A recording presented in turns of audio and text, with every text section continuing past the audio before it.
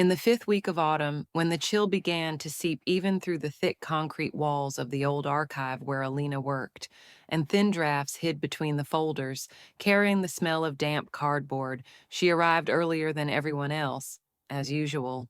She always came first, not because she was in a hurry, but because it was easier for her to be among paper than among people, whose voices were too loud, gazes, too probing, and questions, always off the mark.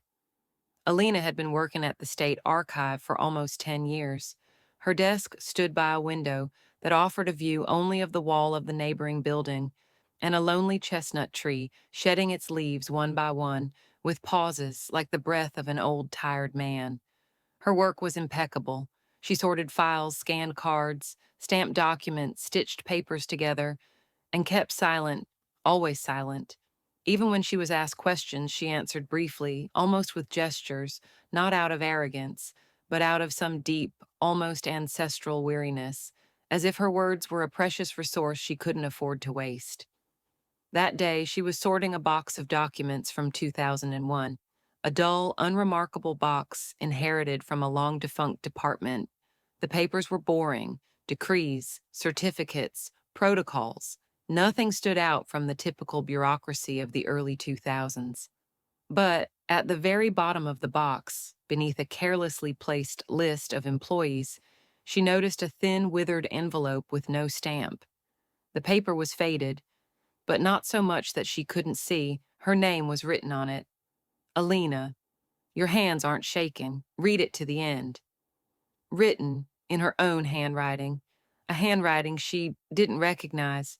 She stared at the inscription for a long time without opening it, not out of fear, but because something forgotten and vague began to stir inside her, as if a hatch had creaked open in her mind, releasing a faint scent of ink and lilacs. For the first time in many years, she felt the strange sensation of not being alone in her own life, as if someone else stood behind her, seeing through her eyes, but remembering more. She sat at her desk, laid the letter in front of her, and carefully slit the envelope's edge, just as she always did with archival findings. The paper inside was folded in half. One sheet, no date, no return address, just text. If you're reading this, it means you've already forgotten, or almost, but you found it. I knew you would, even if you tried to hide it from yourself. You always come back.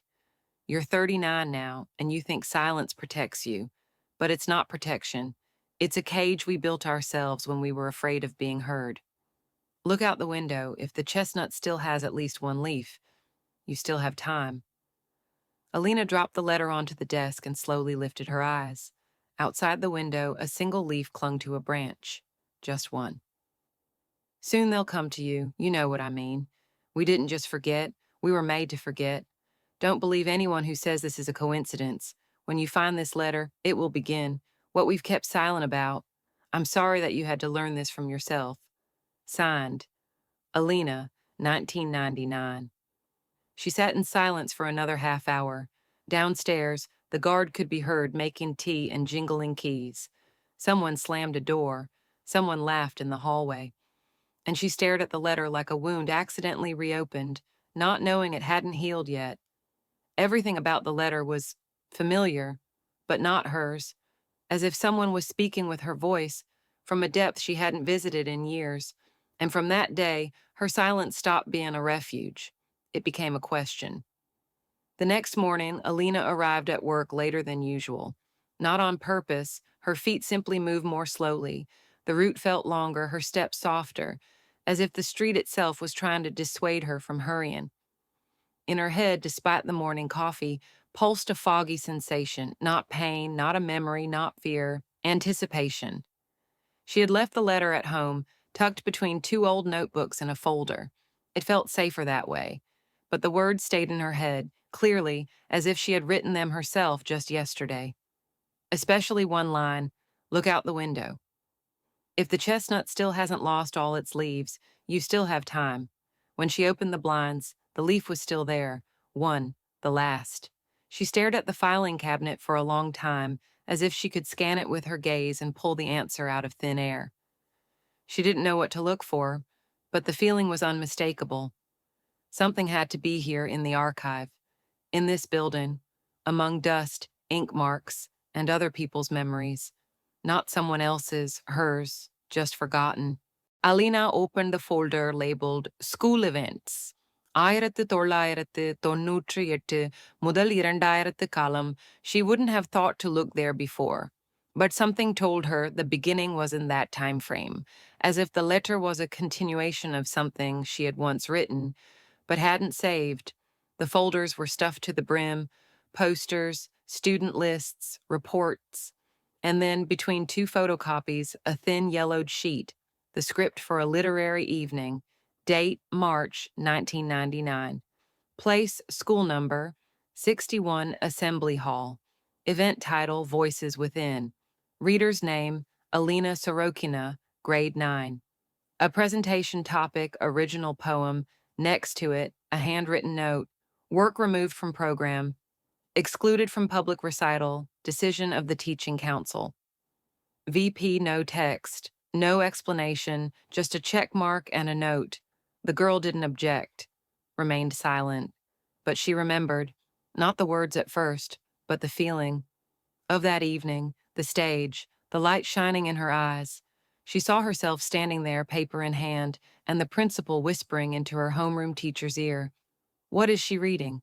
And then silence, as if a piece of the evening had been cut out of her memory, only a name, the name she had spoken in the poem, just one name. But after that, Marina disappeared. Marina Bravko, her friend, or almost friend, or the one she shared those things with, the kind no one else at school knew. Notes, dreams, fears, those stares that clung to you like cobwebs.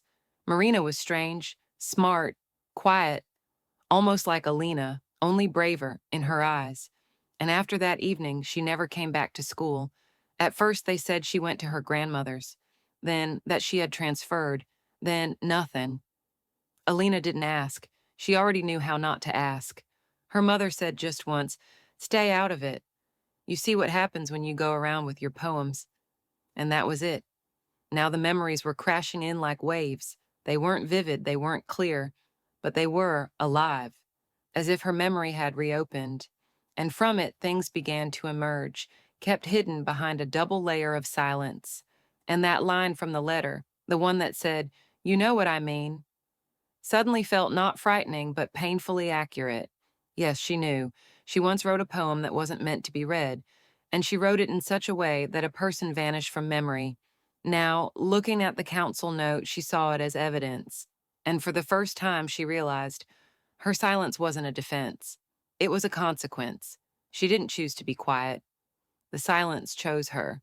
In the evening, for the first time in many months, Alina did not open a book before bed. She did not turn on any music. She did not brew her usual tea. She simply sat on the windowsill, pressing an old-school photograph to her chest, the one where she and Marina stood in the corner of the frame, both with matching swept-back hairstyles and eyes that seemed weary beyond their years.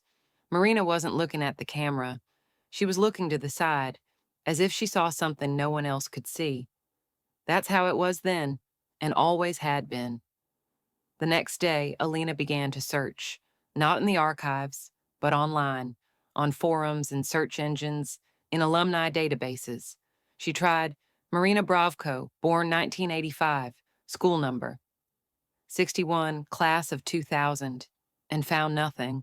No social media, no traces, no wedding photos, no diplomas, not even the silly bathroom selfies that everyone who's lived in the digital age is plastered with, as if she had never existed, not just online, anywhere. She returned to the archive, took the year-by-year student directory, scanned the lists, 1996, 1997, 1998, 1999. In 2000, Marina was absent. Her name had vanished. She wasn't in the register. She wasn't on the graduates list. In the final assessment records, nothing, as if she'd been cut out, not expelled, not transferred, erased. Alina clenched her fists, struggling to hold back the feeling that time was beginning to warp, like damp paper under hot breath. Too much now felt less like a mistake and more like intention. Not an accident, but an act. And the scariest part, No one was looking. No one, not then, not now, as if in the school Marina had been a phantom, as if only Alina remembered her, and even that, not fully, but like a shadow left when you slam a window shut. Vlad, the only person she'd dared to tell, listened in silence. He'd once worked at the district library and was used to gaps in archives, but not of this kind. "Do you have her photo?" he asked. "Yes." "Are you sure she wasn't, how to put it, just you?" Alina flinched. "What?" "Well, sometimes a person projects their erased memories as if splitting themselves in two. One speaks. The other remains silent. No, Vlad," she said quietly. "She was real. I know it by one thing." "By what?" Alina looked at him with weary clarity. "Because I'm still afraid to speak what I read back then, and you can only fear what actually happened." She went back home and took out a sheet of paper. Slowly, from memory, she began to reconstruct the very poem. The first lines came back easily, as if they'd been waiting for her for years. "I see those who are not in the lists. They walk behind us in the hallways, their faces like worn-out names, their shadows like a ban on memory." She wrote, and with every word, the tremor in her fingers grew stronger. "They do not scream, they have no voices, but they leave a whisper in your ears when you stay silent for too long." As she wrote the last line, the phone rang from the kitchen. She flinched, stood up and walked over. An unknown number. She didn't answer, but on the answering machine there was a message. "You did remember after all, but now others are remembering too." Alina stood in silence holding the sheet of paper that had finally begun to speak again. That morning a letter arrived at the archive. No stamp, no sender. An old yellowed envelope laid among the usual mail. On it, neatly, as if written with an ink pen, "A. Sorokina. Personal. Do not open in the presence of others." The hand that brought the letter was unfamiliar. The young postman shrugged. "It was just lying in the reception. They said urgent for the archive staff. Nothing else." Alina took the envelope, carefully as one handles something that smells of fire. She didn't open it right away. She set it on her desk and carried on with her work. But all day she felt its presence, as if it wasn't lying there but watching her. That evening at home she opened it and saw nothing but a single sheet of paper. On it, only 3 lines. "You spoke the name. You read what had been forgotten. Now you are heard, not only by those who waited." No signature, no date, no handwriting she could recognize, but the feeling was unmistakable. They were listening, and someone wanted her to be silent again. She stood at the window with the letter in her hand. Below, a lone passerby crunched leaves underfoot. In the opposite window, the light went out. Somewhere below, a gate clicked shut. The world around her was ordinary, but inside, it was cracking, like ice under which water begins to rise. That night, she found the old sheet again, the one with the reconstructed poem. All week she had tried to finish it, but in every line there was a boundary, beyond which lay something she could not bear. And now, after the letter, that boundary was gone. Her hand moved by itself, writing lines she didn't remember. "You uttered them, and they awoke, those who lived in oblivion, in the silence of archive rooms. They were not erased, they were set aside, until the time was right. You opened the door, and now they come not after you, but through you, because you remember, even when you think you do not." The next morning, arriving at the archive, she noticed that the folder for the 1999 event had vanished, simply gone, as if it had never existed, as if everything from yesterday had been a hallucination. But on her desk lay the envelope, opened, empty, and on it, in her own handwriting, "Be careful." They read too. Vlad did not answer his phone, neither in the morning nor the afternoon. His phone was turned off. Alina left the archive and walked to his apartment, down a street that seemed to slow around her. Everyone went about their business, but it felt as if every second glance slid over her, as if she were not a person but a vessel for something unnameable. When she reached his building, the door to his apartment was ajar.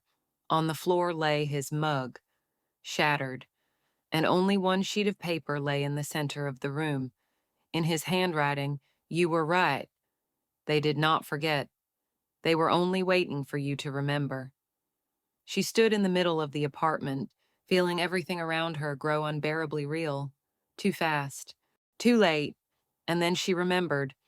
Marina had whispered to her backstage before that fateful evening, "If you speak their name, someone will disappear." But perhaps that is exactly what they are waiting for. Now, 20 years later, disappearances had begun again. But unlike Marina's shadow, this disappearance was not silence. It was a warning.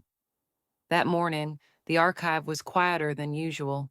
Even the air inside seemed to move more slowly. Doors didn't slam, the elevator didn't ding, the stairs didn't creak.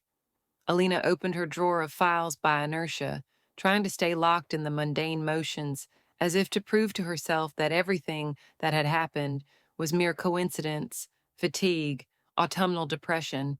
But her hand froze automatically. Between two folders labeled Personal Matters 2002 and Reports on Departed Employees lay a slim bundle tied with string. The cover was made of gray, almost faded paper smelling of dampness and old glue. No registration card, no stamp, no record that the folder had ever been entered into the archives. On the title page, there was only one name: Sorokina Alina v. Storage temporarily suspended, restoration likelihood. High, access level, VP and it, was written in her own handwriting. Her hands trembled, not from fear but from recognition. She sat down at her desk and slowly, as if at a crime scene, began to untie the string. The papers inside were assorted, some old, some new. Part were printed, part handwritten. But almost everyone began the same way. Do not speak aloud. Do not copy. Read only in private. The first document was her school essay. Title: Who Am I If No One Listens to Me? Year: 1998. In the margins, in red pen, removed from public access, contains fragments matching missing materials in case 47/T, not recommended for distribution. But below, in a different hand, she didn't know she was writing the truth. But her intuition was purer than the archives. The next sheet was a transcript of a phone call, recorded from a landline in 2001. The voice was hers. She recognized the intonation, even the pauses she made when looking out the window to choose her words. But the content was foreign. In this conversation, she spoke about Marina, about how Marina hadn't left, how she'd been taken away, how after the evening of voices something went wrong. And the most chilling part, she didn't remember this conversation at all. Inside the folder was another sheet, old, with a school stamp on the back. On the front, in her own handwriting, slightly different, more adolescent: "If you're reading this, it means I've made up my mind. And now you can't get away. We knew they wouldn't leave us alone, but now we have the advantage. You are the one who remembers. I am the one who spoke, and they are the ones who fear that we will meet again." The word meet was underlined twice. Beneath it, one surname, Bravko. Alina sat at her desk as if trapped in a whirlpool. Everything around remained the same: the hum of the air conditioner, colleagues' footsteps in the corridor, the buzzing of fluorescent lights. But inside her, reality was peeling away like old paint from a wall. She realized that everything she thought she knew about herself was a facade someone had carefully repainted. And now the old paint was resurfacing. Late that evening, she pulled a box from her closet, a box filled with letters from her parents, school notebooks, old journals. Among them was a note from Marina, folded into quarters, containing a single line: "If I ever disappear, don't let yourself vanish too." At the bottom, two little squares, like signatures they'd drawn in childhood when they were afraid to write names. One was blue, the other black. And Alina remembered that as children, they didn't play school or hospital. They played archive. And in their game, anything that shouldn't exist was sent into temporary storage. Now, she knew all this time she herself had been that storage. The access code to the archive's restricted section she found by accident, or so it seemed to her, as if someone had left it for her. It was written on the back of a document that looked no different from the others, a roster-style form titled Additional Information Not for Release.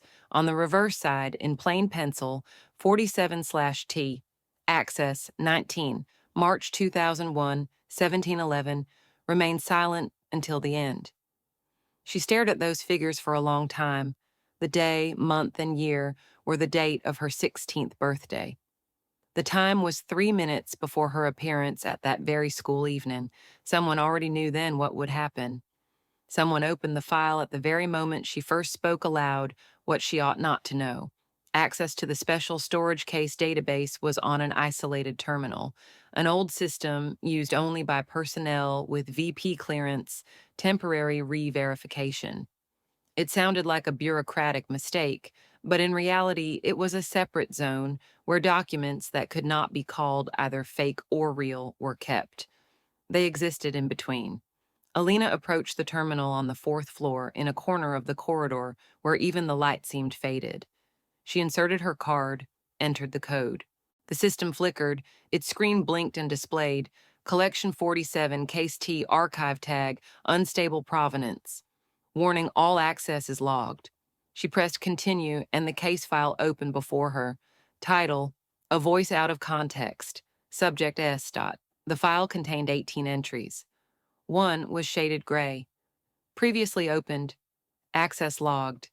Date, yesterday. Time, 5:42. Staff code, unknown. Location, remote.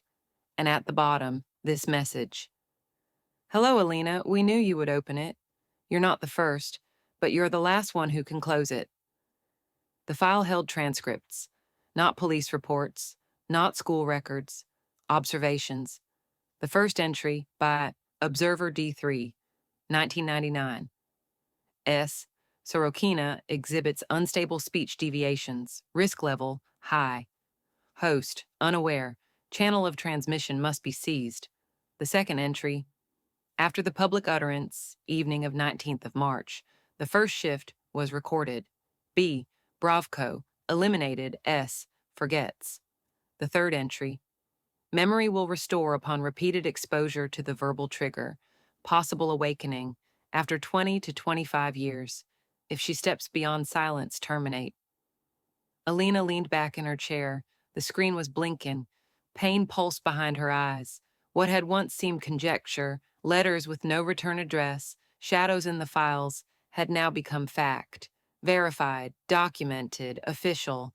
And yet, what did it mean that someone already opened it? Who? Why was only she seeing these entries now? And if someone opened it yesterday, why was everything still quiet today? Or was it merely an illusion? A new notification appeared on the screen. Anonymous edit detected. One file added manually. Would you like to open it? She clicked yes. An unnamed file appeared. She opened it. The text was brief. I know you're afraid. I was afraid too. But if you've come this far, then you cannot be stopped. Read everything. Then speak, even if no one listens, especially if no one listens. Signed, M.B. Marina. She had been here, and perhaps had never truly disappeared. After reading the message from M.B., something inside her shifted. Not just anxiety, but a clear inner conviction. The time for silence was over. She didn't know exactly how to speak, whom to tell, through what channel, what words to choose, but she knew that if she stayed quiet any longer, someone else would speak through her voice. And that is exactly what happened. The next morning, Vlad finally got in touch. His voice was exhausted, as if he hadn't slept for nights. He spoke with pauses, as if checking whether he was alone in the room. Ali, are you even you right now? What do you mean? Well, last night an article went up, a big piece on the portal where you once registered. Remember? The one where you posted your school stories. Alina froze. I haven't been there in 10 years. Exactly, but there's an article under your name, with your photo, and the story, well, our story. The archive, the letter, case 47/T, all of it, except, except? Except it treats you like some fantasist. It's framed as a psychological reconstruction, the traumatic experience of a teenager, disinformation. Very prettily written, but not by you. She sat down on the floor in the middle of the room, opened her laptop, typed in the address, and there it was. Headline, When the Voice Isn't Yours, How an Archivist Rewrote Her Youth. Author, A. Sorokina. At the bottom, the disclaimer, published with the author's consent. Any resemblance to real events is accidental, based on her personal experiences and therapeutic practices. But the photo, it was hers, the name, hers, even the details, hers. Only the meaning wasn't. It was a substitution, not literal, but far deeper. It was a hijacking of the truth. Invisible editing, someone's skillful style, meticulous copy editing, and everything sharp became palatable. Everything remembered became therapeutic recall. Everything alive became a symptom. Alina knew that if she stayed silent now, this version would endure. It would remain as her only trace. She opened the comments. Under the article, hundreds of replies. Such deep trauma work. Well done. An interesting way to process an imaginary friend. Dream, archive, letter.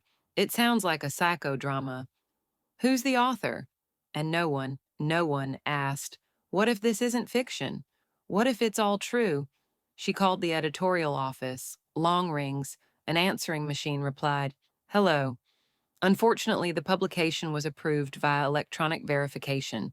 Your account is active. If you believe a mistake has occurred, please write from your official address. She didn't write because she knew this was no mistake. It was a calculated step taken by those who couldn't stop her silence and now decided to turn her voice into a replica. That evening, she grabbed her voice recorder, sat down in the kitchen, hit record. She stayed silent for a long moment, then said, my name is Alina, and what you read was not me. It's my voice, but not my words. It's my story, but not my truth. It's their attempt to make me convenient again. But I'm no longer silent, and if no one listens to me, I will still speak, because silence is no longer mine. She posted the recording online, no bylines, no tags, no last name, just a voice, unframed, unpolished, broken, trembling, but real. A day later, Vlad sent her a link. Look, it was a forum where people were talking about her, the real her, and among the posts, one without a name. It read, I remember, I read it too. And now that you're speaking, I'm no longer afraid to remember what I saw back then. We were not alone. She wasn't expecting anyone, neither support nor witnesses nor confirmation. She had long since grown used to the idea that truth was something internal, intimate, something not meant for a broad audience, not for halls where people applaud. Truth was just for herself, because she could no longer afford not to know. So when someone rang the doorbell on Saturday evening, she didn't open right away. She thought it might be a courier or a neighbor or a mistake, but standing on her doorstep was a woman of perhaps 40 with a short haircut and wearing a coat that, from its creases, she'd worn for a long time. In her hand was a file of papers. Are you Alina?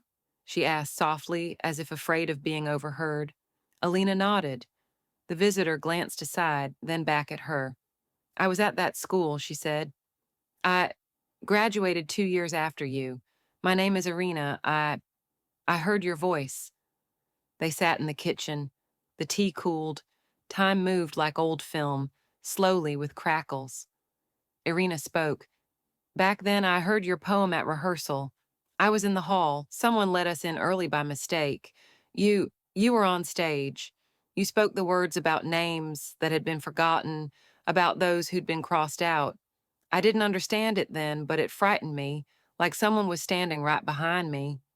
And then the next day, everything was canceled. And the day after that, Marina disappeared. I remember her, Irina said, lowering her eyes.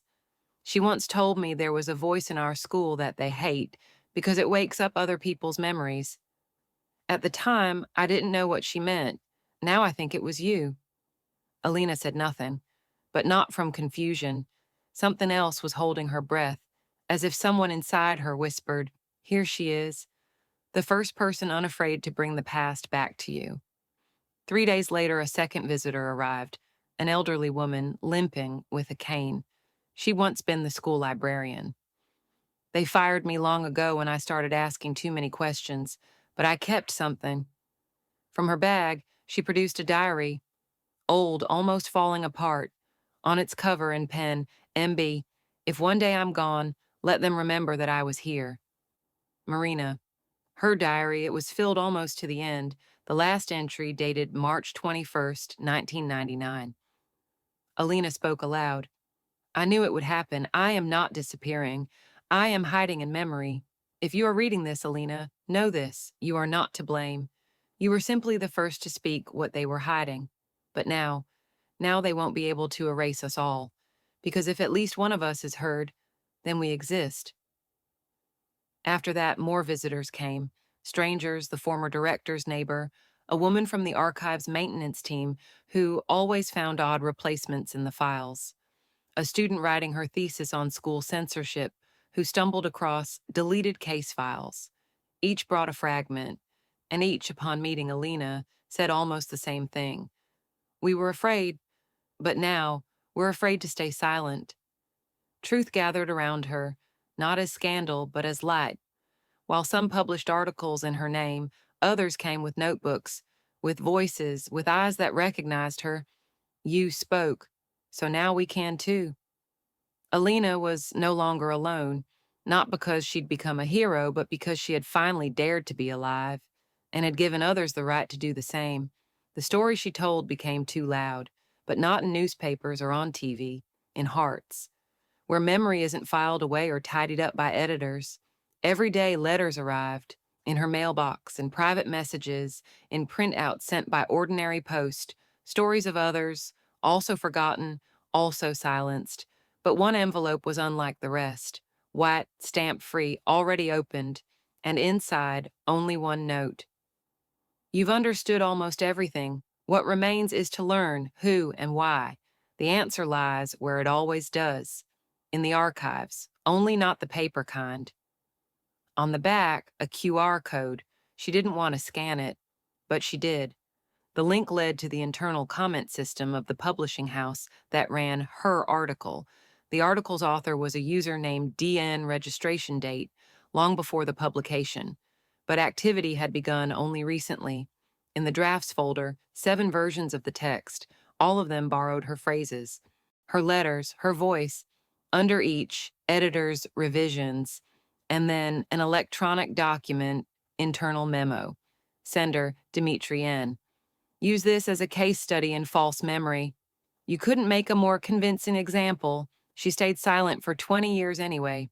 Now, let her truth become an experiment. What matters is not what she says, but what we do with her words. The name, Dimitri N. She didn't recognize it at first, but Vlad, he recognized it immediately. He was at that school event, back then a senior student, the organizer, closest to the principal. He was in charge of sound, of the microphones, of what was recorded and what was deleted.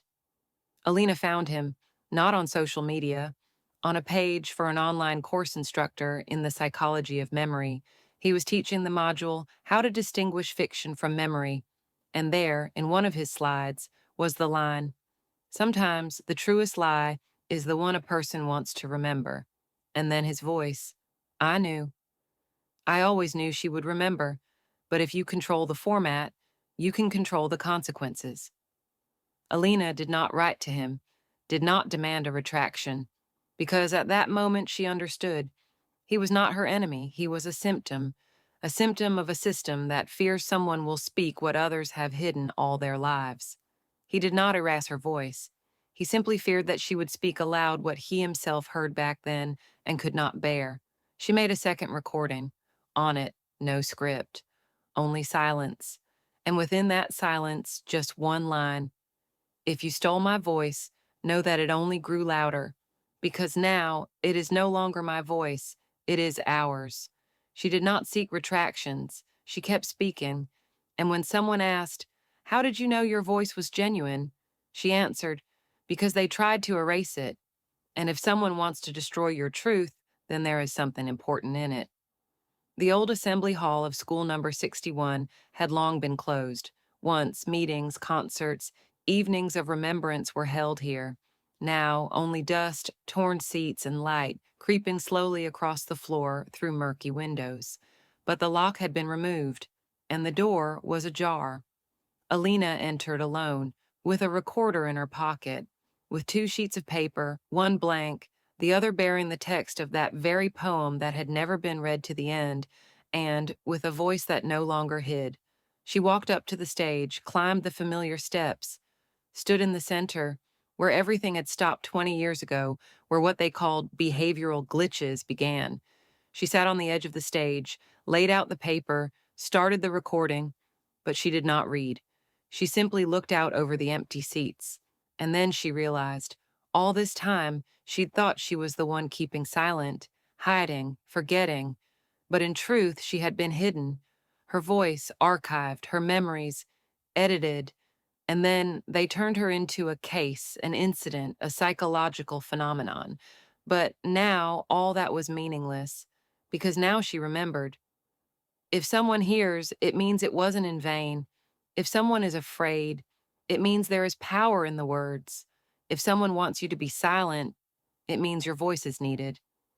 She began to read, not loudly, not like a manifesto, but like a whisper, like coming home. The poem that once caused disappearances had now become a call to return. I remember those who were forgotten. I will not let them vanish within me. Their names are not in registers, their faces not on diplomas, but they lived, they listened, and now we listen. 2 days later, her reading was circulating online. No one knew who she was. But beneath the video, thousands of comments. One stood out for its brevity. I don't remember who I am, but because of her, I want to remember. Since then, she did not speak much. She simply kept working. But every day, letters arrived, with gratitude, with acknowledgement, from voices that once were silent and now resounded. Her voice no longer belonged only to her. It became a space where others dared to speak. And if anyone ever tries again to erase someone's truth, they will no longer be able to do it as quietly as they did 20 years ago. Because now, silence no longer hides. It speaks.